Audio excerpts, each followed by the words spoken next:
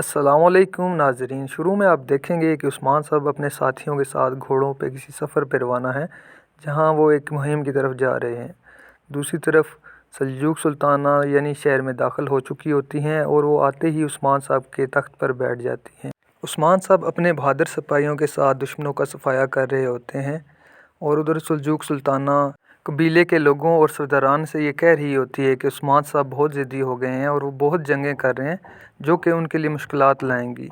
इधर उस्मान साहब कामयाबी के बाद जब यनी शहर में लौटते हैं तो यहाँ पे सल्जूकों का परचम देखकर हैरान रह जाते हैं।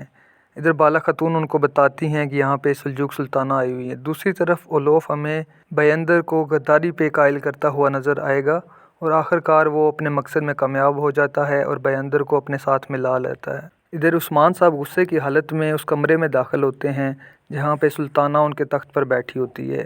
सुल्ताना उस्मान साहब को ऐसे बगैर इजाज़त आते देखकर गुस्सा हो जाती है और कहती है कि आप हद से बढ़ रहे हैं। इतने में सुल्ताना के कुछ सिपाही उस्मान साहब की तरफ हमला करने के लिए दौड़ते हैं, जिनको उस्मान साहब अपने धपड़ों की मदद से ज़मीन पर लिटा देते हैं। फिर उस्मान साहब सुल्ताना को अपने रवायती अंदाज में कहते हैं कि ये मेरी हुकूमत है और यहाँ पे हाकिम भी मैं हूँ और मेरा ही हुक्म चलेगा।